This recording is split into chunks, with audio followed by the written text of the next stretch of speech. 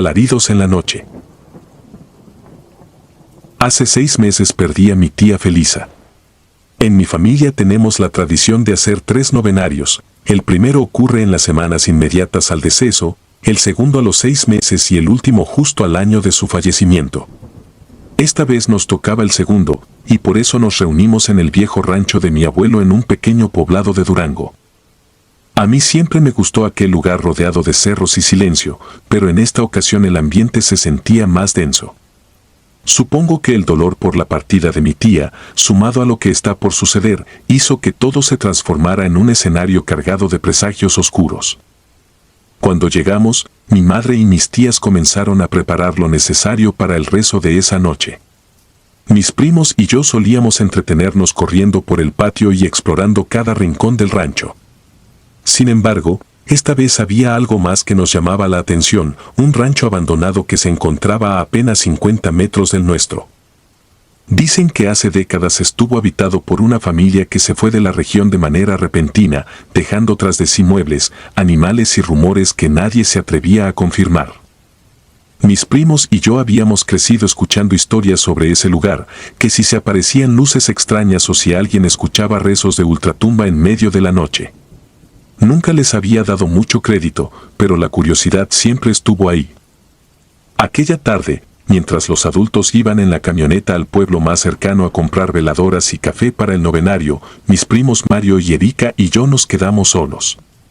Fue Mario quien insinuó que era el momento perfecto para echar un vistazo al rancho abandonado. Erika dudó un poco, pero la incitamos a acompañarnos prometiéndole que no tardaríamos mucho. Cuando nos acercamos, noté que la puerta principal de aquella casa de adobe estaba entreabierta, sostenida apenas por una bisagra oxidada. Solo hizo falta un leve empujón para que se diera. Al entrar, un aire frío nos golpeó la cara, y la oscuridad nos envolvió como si hubiésemos dado un paso hacia otra realidad. Casi de inmediato sentí que algo nos vigilaba. No sé describir esa sensación, era como si un par de ojos invisibles nos recorrieran, juzgándonos por haber irrumpido en un espacio que no nos pertenecía. El piso crujía con cada paso y el techo parecía amenazar con venirse abajo en cualquier momento. A lo lejos distinguimos un mueble antiguo, quizá un tocador. Cuando nos acercamos, uno de sus cajones se abrió solo, con un chirrido lento que me hizo estremecer. Dentro había varias estampitas de santos, algunas muy viejas, con las imágenes casi desdibujadas. Aquellas estampas parecían colocadas ahí a modo de advertencia o protección, y de pronto tuve el impulso de dejarlas donde estaban, como si moverlas fuera una especie de sacrilegio. El miedo nos hizo dudar sobre si seguir avanzando. De la nada oímos un sonido que venía desde un rincón oscuro. Parecía la puerta de un baño, o tal vez una alacena, crujiendo al abrirse. Nos detuvimos. El silencio volvió, pero un segundo después se quebró con un murmullo ahogado. Reconocí algo parecido a un lamento, aunque era imposible precisar si provenía de una mujer o un hombre. Sentí la sangre enfriarse en mis venas. Mario me miró con los ojos abiertos de par en par, y Erika temblaba. Fue suficiente para que saliéramos corriendo sin voltear atrás. Al llegar al rancho de mi abuelo, nos resguardamos en el patio, tratando de recuperar el aliento y hacer como si nada hubiera pasado. Ninguno quiso mencionar nuestro atrevimiento, porque sabíamos que nos regañarían. Mi familia siempre ha sido muy estricta, en especial mi tío Eusebio, a quien todos de cariño le decimos Tito.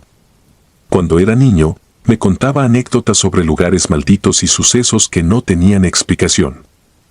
Pero si alguna vez le preguntaba por el rancho abandonado, él me cortaba la conversación diciendo que era mejor no meterse donde uno no era llamado. Esa noche, después del primer rezo, mis primos y yo intentamos actuar con normalidad, pero era evidente que seguíamos nerviosos. Sentía en el cuerpo una mezcla de culpa y expectación, como si en cualquier momento algo fuera a manifestarse. Cerca de las 10 de la noche me pidieron traer más tazas para el café.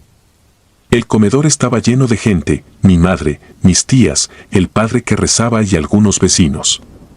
Tenían la mesa larga cubierta de platos y pan, y el aroma a cera de las velas impregnaba todo. Cuando salí por las tazas, crucé un pasillo que conducía a la bodega. Desde ese pasillo se podía ver parte del corral y, al fondo, la vieja ventana de un cuarto que casi no se usaba.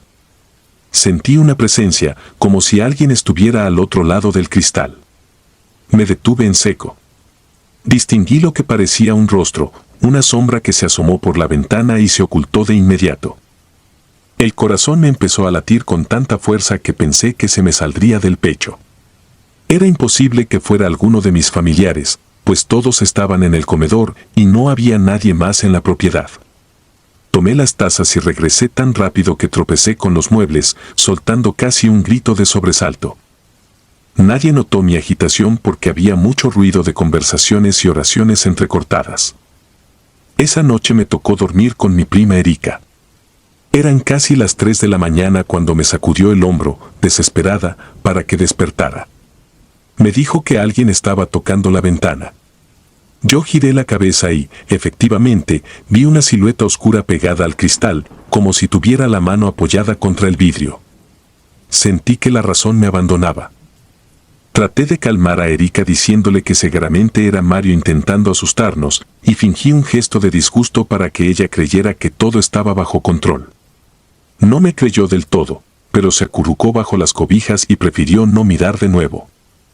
Yo, en cambio, me quedé despierta hasta que comenzaron a cantar los gallos y los primeros rayos de sol se filtraron por las rendijas de las puertas. En el desayuno, Erika me preguntó si en verdad creía que Mario fuera capaz de hacer algo tan aterrador. Me encogí de hombros para zafarme de la conversación. No quería admitir que ni yo misma me creía esa historia. Por la mirada de mi prima, supe que a ella le había quedado la misma inquietud. De cualquier modo, evité quedarme a solas en el rancho. A la primera oportunidad acompañé a mi madre al pueblo a comprar verdura y tortillas. Prefería perderme entre la gente del mercado que quedarme en aquel lugar donde una sombra parecía acechar sin descanso. Al volver, la familia se sentó en una larga mesa improvisada con tablones. El día transcurría relativamente normal hasta que se escuchó un lamento. Fue un gemido sordo pero tan penetrante que todos enmudeció. Mis tíos se miraron entre sí. No había nadie más en el rancho ni en los alrededores, y sin embargo, el lamento se escuchó claramente. Mi tío Eusebio se puso de pie y salió al patio.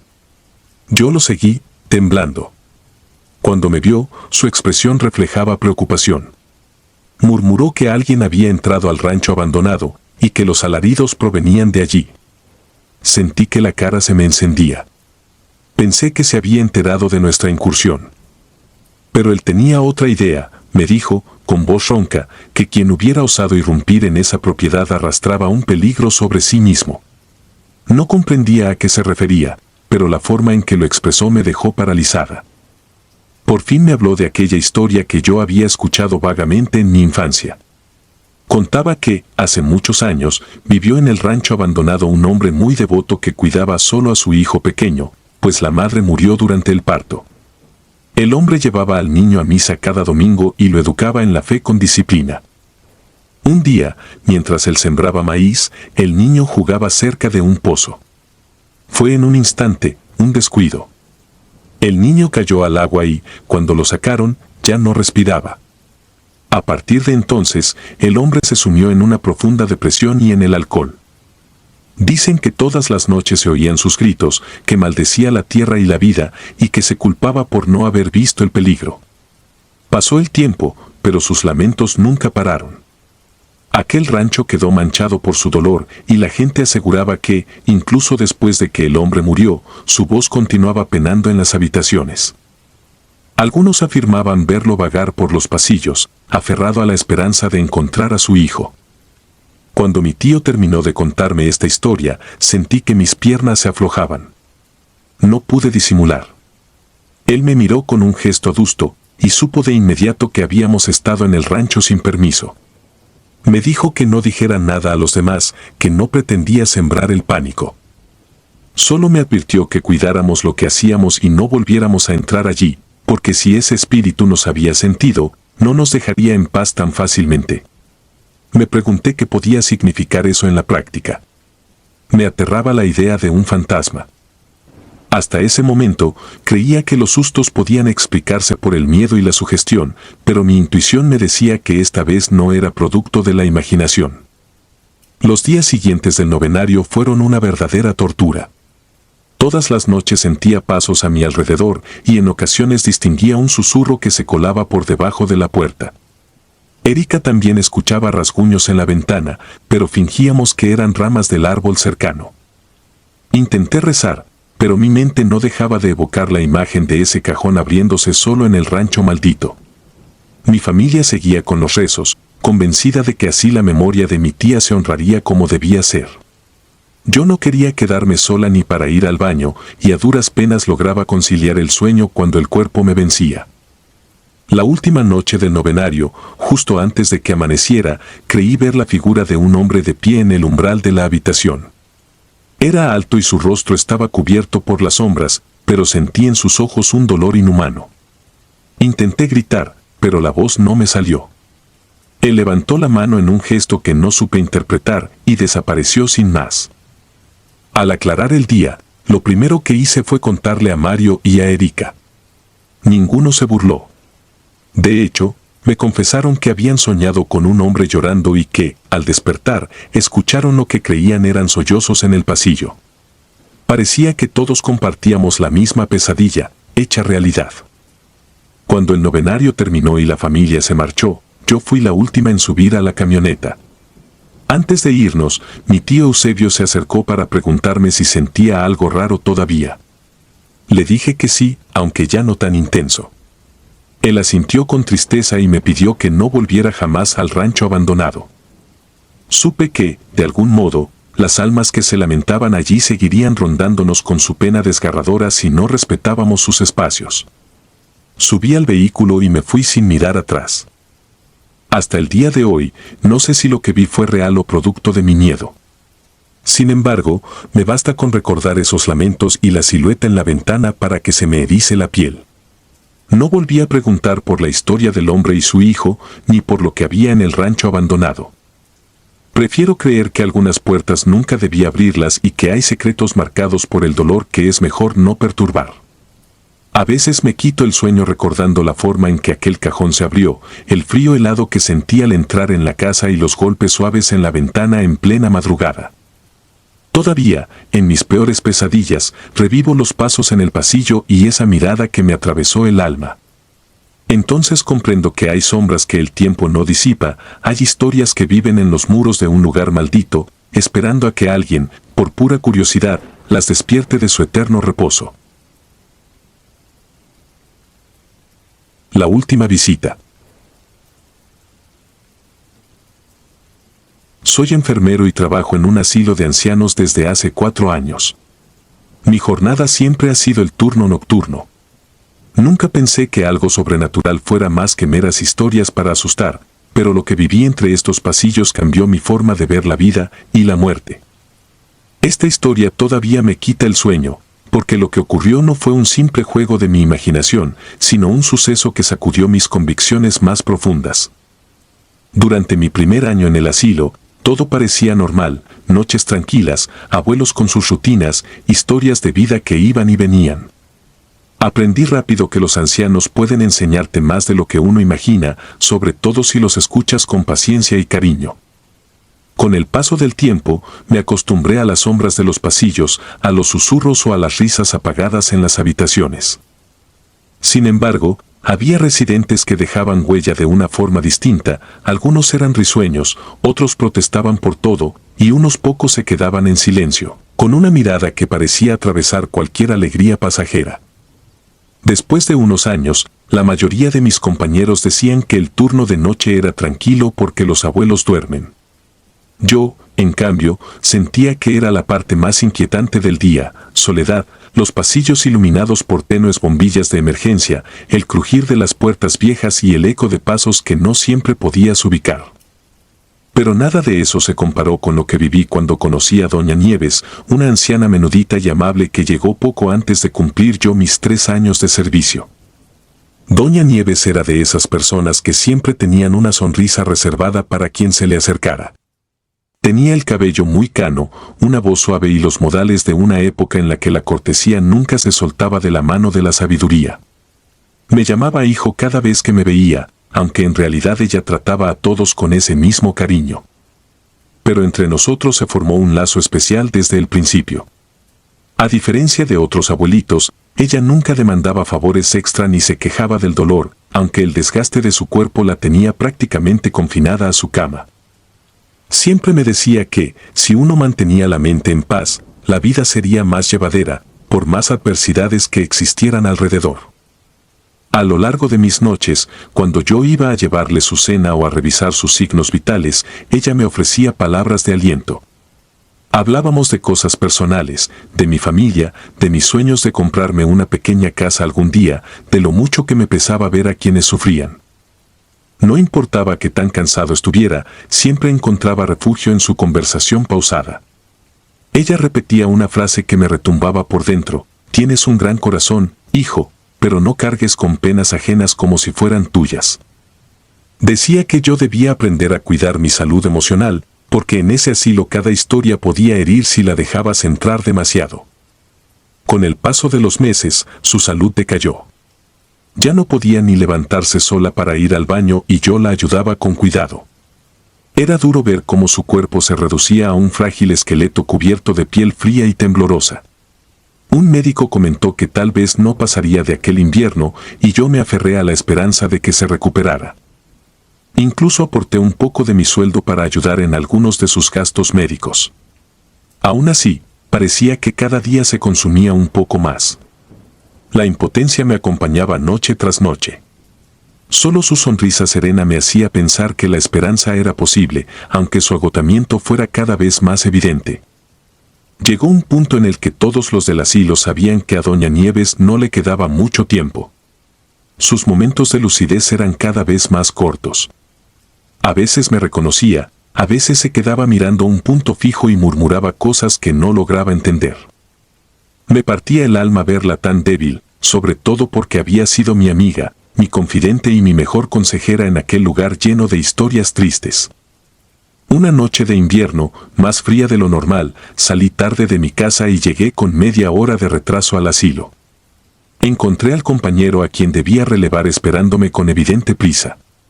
Apenas me vio, me soltó un adiós rápido y se fue sin darme el reporte del día. Pensé que lo alcanzaría luego por teléfono para preguntarle si había novedades, pero el cansancio me venció y preferí ponerme manos a la obra. Me dediqué a lo de siempre, revisar el medicamento de cada residente, asegurarme de que estuvieran cubiertos con sus frazadas y hacer algunas anotaciones. El ambiente estaba en silencio. Todo parecía normal. Hice un par de rondas y noté que la mayoría dormía plácidamente, al menos en apariencia. Cuando el reloj marcó la 1 de la madrugada, el hambre me impulsó a dirigirme al pequeño comedor del personal para prepararme un té y comer algo ligero. Adentrándome en la penumbra de los pasillos, sentía algo extraño esa noche, una tensión leve en el aire. Tal vez era mi propia imaginación, o la incomodidad de haber llegado tarde y no tener el reporte completo. El comedor estaba vacío. Calenté un poco de agua y me senté, esperando relajarme durante unos minutos. Mientras echaba el agua en mi taza, sentí de pronto una mano que se posaba con suavidad sobre mi hombro. Un calor familiar. Me giré despacio, entre sorprendido y asustado, y entonces la vi a ella, doña Nieves. Me quedé helado. Estaba frente a mí, sonriente, con una apariencia renovada. Sus ojos tenían un brillo especial y su rostro, por primera vez en mucho tiempo, no mostraba la sombra del dolor. Hasta su espalda parecía más erguida de lo que recordaba. Era imposible que se encontrara tan bien, pues el día anterior no había siquiera podido articular varias palabras seguidas sin agotarse. Pero allí estaba, radiante, mirándome con ternura. Me dijo que se sentía en paz, que el dolor se había ido y que solo quería agradecerme por todo. Su voz era dulce, pero había en ella un matiz extraño, como un eco que no venía del mismo espacio donde yo estaba. Me confesó que le había dado mucha alegría contar con un apoyo sincero en sus últimos meses. Sentí una oleada de emoción que chocaba con la frialdad de la lógica. Ella no podía estar de pie, no podía caminar, no podía siquiera mantener una conversación tan larga en días recientes. Mi cerebro buscaba un razonamiento, mientras mi corazón latía desbocado. A pesar de la confusión, me dejé llevar por la escena. Su rostro iluminado me transmitía algo que no sé explicar, una paz tan intensa que parecía disolver, por unos instantes, toda la carga de estrés que llevaba encima. Quise reprenderla con suavidad, diciéndole que era muy tarde, que debía descansar, pero mi voz salió en un susurro casi tembloroso. Ella se acercó, me dio un abrazo y me dijo que había llegado la hora de marcharse. Le pedí que esperara, que se quedara un rato más, que se tomara un té conmigo. No sé por qué pensé que aún había algo que pudiera hacer por ella. Quizás solo quería disfrutar un momento más de aquella compañía sanadora. Me di la vuelta para buscar un vaso en la repisa. Tardé apenas unos segundos, pero al volver a mirar la silla donde estaba, ya no había nadie. El aire de la sala estaba inmóvil y la temperatura pareció descender de golpe. Sentí un escalofrío que me recorrió la nuca y mi primer pensamiento fue que ella había vuelto a su cuarto. Con el corazón acelerado, fui hasta la habitación de Doña Nieves para asegurarme de que se acostara de nuevo. Al llegar, la cama estaba perfectamente hecha, sin señales de que alguien la hubiera utilizado recientemente. Inquieto, salí y revisé los pasillos, el patio y la sala común. Nada. Era como si se hubiera desvanecido en el aire. Pasé casi una hora buscándola, llamándola por su nombre en voz baja y con un nudo en la garganta, temiendo que se hubiera desorientado. La desesperación me llevó a llamar al encargado del asilo, a pesar de la hora. Apenas atendió, le dije con la voz agitada que Doña Nieves no estaba en su cama ni en ningún otro sitio. Hubo un silencio largo del otro lado. Luego me preguntó, con tono suave, si estaba seguro de lo que decía. Le repetí con nerviosismo que ella se había levantado y que la había visto con mis propios ojos en el comedor, caminando como si estuviera bien de salud. La siguiente respuesta me cayó como un balde de agua helada. El encargado me confesó que Doña Nieves había fallecido aquella misma mañana. Se disculpó por no habérmelo dicho antes, pero pensó que mi compañero de turno ya me habría pasado la noticia. Cuando escuché aquello, sentí que mis piernas perdían fuerzas.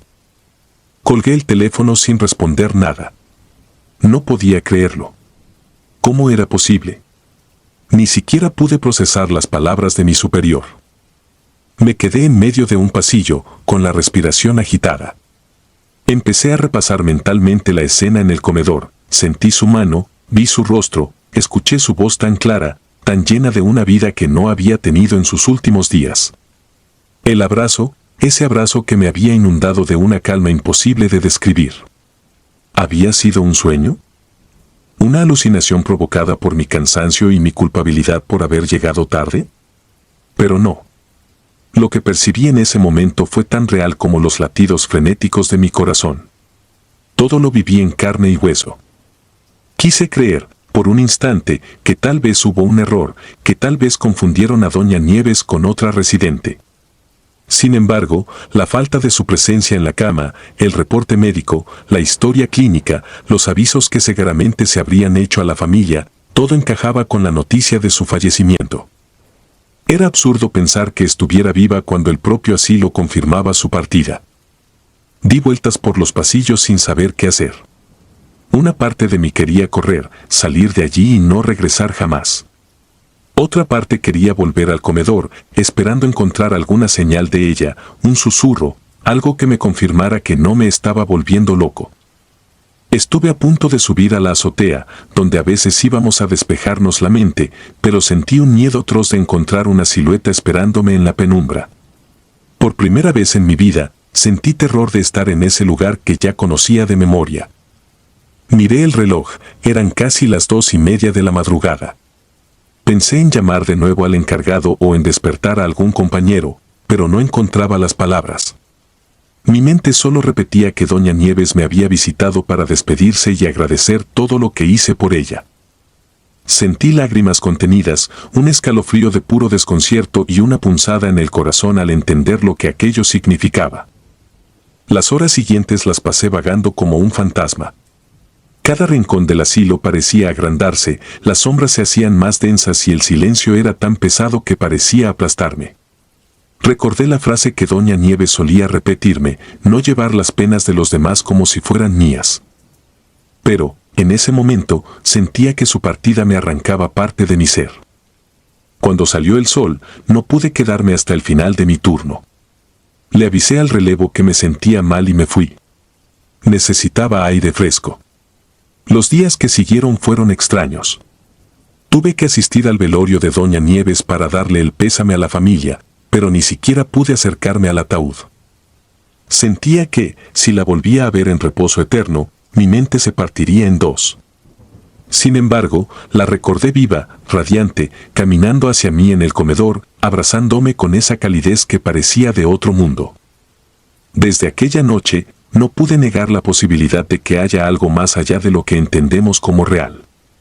A veces, en los pasillos del asilo, todavía siento que alguien me observa y me atrevo a pensar que es ella, cuidándome, asegurándose de que no caiga en la desesperanza. Cuando me siento agobiado, resuena en mi cabeza su consejo de no cargar con dolores ajenos, y eso, de alguna manera, me da fuerzas para continuar. Hoy comparto mi historia sin esperar que todos la crean. Sé que muchos pensarán que fue fruto del cansancio, del estrés acumulado o de un momento de confusión. Pero nadie podrá negarme lo que sentí en aquel abrazo, la paz absoluta y el cese de cualquier miedo. Sigo trabajando en el asilo, aunque muchas noches me asalta el recuerdo de su rostro luminoso apareciendo de la nada.